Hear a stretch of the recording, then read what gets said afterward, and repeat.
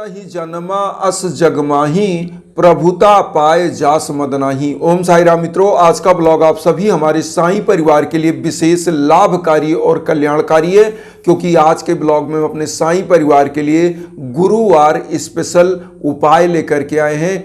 कुछ ऐसी सामग्री है कि गुरुवार को साईं मंदिर में जब भी आप जाएं या अपने घर में यह उपाय आप करें तो निश्चित रूप से आपके घर के बरकत के जो द्वार बंद हो जाते हैं वह खुल जाते हैं। क्योंकि आज के कलयुग में सबसे बड़ी समस्याएं जो चल रही हैं वो क्या है? घर परिवार में कलह का वातावरण, लड़ाई झगड़ा, घर परिवार में तरक्की ना होना, बरकत के द्वार बंद हो जाना, एक एक पैसे का मोहताज हो जाना। क्योंकि कलयुग में बिना पैसे का कोई भी कार्य संभव नहीं है।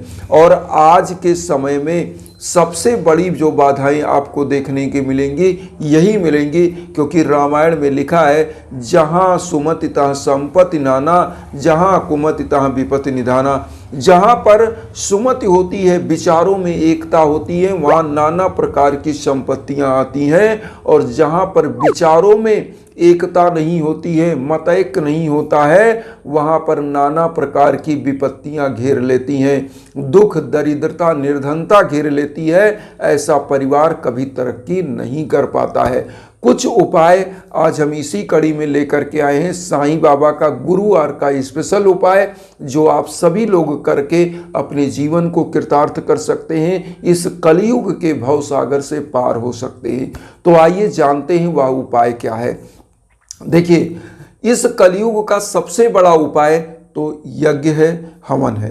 और उसके लिए हम इंस्टाग्राम का लिंक देते हैं, आप उस लिंक पर संपर्क कर सकते हैं, हमसे बात कर सकते हैं। यज्ञ याजन कराना चाहते हैं, आपके गोत्र नाम पर संकल्प होकर जब यज्ञ याजन होता है तो आप तक वह ऊर्जा पहुंचती है। तो पहला तो ये, अब आइए उपाय जानते हैं जो आप घरों में कर सकते हैं और जिनके द्वारा आपका कल्याण निश्चित रूप से बाबा करते ही करते हैं। और आपके अंदर एक श्रद्धा जागृत होती है और बाबा कहते हैं कि जो व्यक्ति मेरी पूजा आराधना सच्ची श्रद्धा और सबरी से करता है, मैं उसके साथ हर पल हर क्षण रहता हूँ। क्योंकि बाबा ने 11 वचन में कहा है, जो शिरडी में आएगा आपद दूर भगाएगा, चढ़े समाधि की सीढ़ी पर, पैर तले दुख की पीढ़ी पर, त्याग शरीर चला जाऊंगा, भक्त हेतु दौड़ा आऊंगा, मन में रखना दृढ़ विश्वास, करे समाधि पूरी आस, मुझे सदा जीवित ही जानो, अनुभव करो सत्य पहचानो, मेरी सरल आँख खाली जाए हो तो कोई मुझे बताए, जैसा भाव रहा जिस जन का वैसा रूप हुआ मेरे मन का, भार तुम्हारा मुझ पर होगा, वचन न मेरा झूठा होगा, असहायता लो भरपूर, जो मांगा वह नहीं अधूर, मुझ में लीन वचन मन काया, उसका ऋण न कभी चुकाया, धन्य धन्य वा भक्त अनन, मेरी शरण तज लेनन। तो बाबा ने अपने 11 वचन में सब कुछ बोल दिया है अपने भक्तों के लिए। तो इसी अटल श्रद्धा और विश्वास के साथ आइए जानते हैं इस उपाय को। करना क्या है आपको? जब भी किसी साईं मंदिर में आप जाएं तो गुरुवार को इस उपाय को जरूर करें। केवल एक गुरुवार आप करके आजमाएं। क्या करना है? एक बाबा को चोला अर्पित करें। चोला, चुनरी पीले कलर का बाबा को अर्पित करवाएं और एक पुष्प की माला बाबा को अर्पित करवाएं। और उसके बाद वहां पर क्या करें? पीले लड्डू अर्पित करवाएं, भोग के रूप में पीले लड्डू अर्पित करवाएं। और इतना चीज करने के बाद आपको करना क्या चाहिए? वहां पर आपको पीले फल अर्पित करवा के चढ़वा करके मंदिर के बाहर कुछ लोगों को, गरीब दीन दुखी जो भी मांगने वाले हों, जो लोग हों, श्रद्धालु हों, जो श्रद्धा से आपके प्रसाद को ग्रहण करें, उनमें वितरित करें। और जो प्रसाद बचे वो लाकर अपने घर परिवार को आप खिला दें।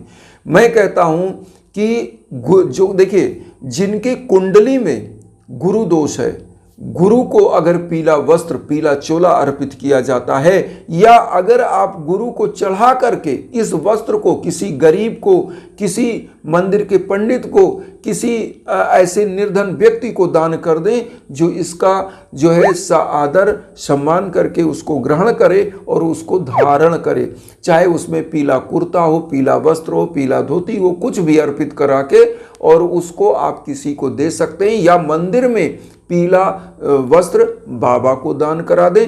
मंदिर प्रशासन खुद ले लेता है, जो भी मंदिर के लोग होते हैं वहाँ के पंडित जी ले जाएंगे, वो धारण करेंगे। और वस्त्र धारण करने से क्या होता है, आपके परिवार के पूरे शरीर पर शारीरिक मानसिक जो कष्ट चल रहा है उसका निवारण होता है। और गुरुवार के दिन गुरु को वस्त्र अर्पित करने से, पीला वस्त्र अर्पित करने से आपके भाग्य की बाधाएं खुल जाती हैं, आपकी भाग्य के द्वार खुल जाते हैं और जो भाग्य में बाधाएं हैं वह सदा सदा के लिए समाप्त हो जाती हैं और तरक्की के बरकत के द्वार खुल जाते हैं। बाबा खुद कहते हैं मुझे सदा जीवित ही जानो, अनुभव करो सत पहचानो। तो बाबा ने अपने 11 वचन में यह चीज कहा है।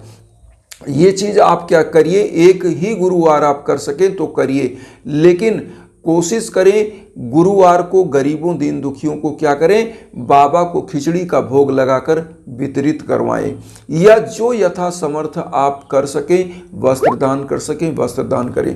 लेकिन मंदिर में, साईं मंदिर में ये उपाय कभी ना कभी, जब भी आपके नज़दीक जो भी मंदिर है वहाँ करें। और वहाँ नहीं कर सकते तो घर में बाबा की मूर्ति होगी जो आप पूजा करते हैं, नहलाते धुलाते हैं बाबा को, तो बाबा को क्या करें, पहले सुबह सुबह नहला धुला लें और उसके बाद बाबा को रोली चंदन लगाएं, वही चंदन खुद को लगाएं, बाबा को पीले आसन पर स्थापित करने के बाद पुष्प अर्पित करें और एक घी का दीप प्रज्वलित करें, धूप बत्ती प्रज्वलित करें, एक लोटा जल रखें, पीला वस्त्र, पीला लड्डू, मिठाई जो भी आपके पास है और फल फूल का भोग लगा के लोगों में वितरित करें, अपने परिवार में वितरित करें।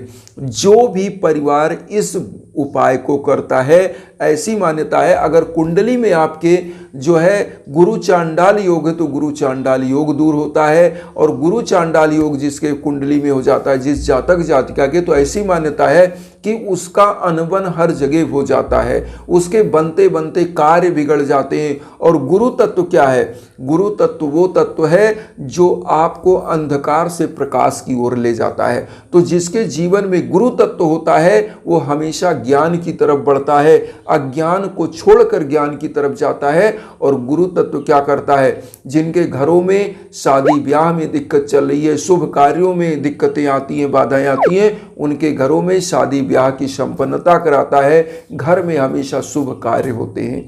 तो ऐसे समयों में इन उपायों को करना चाहिए। हम अपने इंस्टाग्राम के लिंक को देते रहते हैं, किस लिए, देखिए जब गुरु तत्व की कमी आए, जब आपके जीवन में कोई बाधा आए, चाहे संतान प्राप्ति की बाधा हो, विवाह की बाधा हो या कोई बाधा, तो ऐसे समयों में यज्ञ याजन कराना ही चाहिए।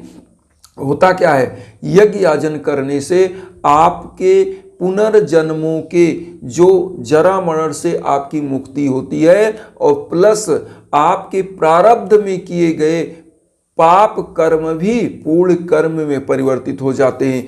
आपके जीवन में जो बाधाएं आती हैं वह बाधाएं आराम से निपट जाती हैं। जैसे आप समझिए कि कोई बड़ा सा पत्थर आपके पैर पर गिरने वाला था, लेकिन जब वह क्या हुआ कि आपने प्रभु की आराधना करी, वो पत्थर गिरा तो लेकिन छोटी सी एक रोड़ी आपके पैर पे गिरी। तो जहां पर बड़ा बाधा आने वाला था, बड़ा दर्द आने वाला था, वह दर्द क्या हुआ, छोटा सा। तो होता तो वही है, क्योंकि लिखा है कि देखिए कर्म प्रधान विश्व करी राखा, वही है वही जो राम रचि राखा। मतलब कर्म पूरा विश्व करता है, कर्म प्रधान है। मैं भी कहता हूँ कर्म करना बहुत जरूरी है। 99% आपका कर्म है, 1% भाग्य है। और वही भाग्य परिवर्तित कैसे होता है, आप कर्म तो 99% करते हो, 1% जब प्रभु की आराधना करते हो तो प्रभु आप पर प्रसन्न होकर के अपनी कृपा बरसाते हैं। और जो 1% की बाधा आती है वह 1% 100% हो जाता है और आपका कल्याण होता है। अपार सफलताएं की संभावनाएं खुल जाती हैं, तरक्की का द्वार खुल जाता है।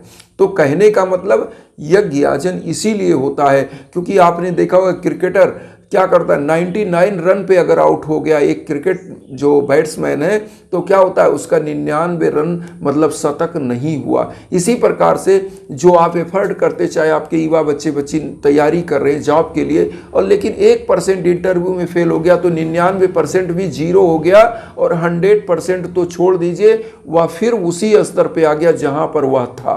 तो सांप सीढ़ी का खेल होता है जीवन, लेकिन 1% जो भाग्य की बाधा जब दूर हो जाती है तो 99% मेहनत और 1% भाग्य आपका मिलकर 100% वह बन जाता है। तो इसीलिए हम कहते हैं कि हमेशा सच्ची श्रद्धा और सबरी के साथ प्रभु की आराधना पूजन कीजिए, निश्चित रूप से कल्याण होता है। साईं खुद साक्षात आप पर कृपा बरसाते हैं, आपके परिवार पर कृपा बरसाते हैं, और निश्चित रूप से कल्याण होता है। ये छोटा सा उपाय आप सब लोग करें। केवल एक वस्त्र, बाबा को पुष्प की माला और एक धूप बत्ती अगरबत्ती जलाना है और सच्ची श्रद्धा के साथ बैठना है, तो ये सब लोग कर सकते हैं और अपनी बाधाओं को दूर कर सकते हैं, और प्रभु की कृपा निरंतर बरसे, आप लोगों का इसे कल्याण होता चले। इन्हीं भावनाओं के साथ आप लोगों से मैं यही कहूँगा कि चैनल को सब्सक्राइब करके अपना आशीर्वाद दीजिए। उन साईं भक्तों तक वीडियो को जरूर शेयर करिए जो किन्हीं कारणों से कष्ट में, दुख में। इसी भावना के साथ ओम साईं राम।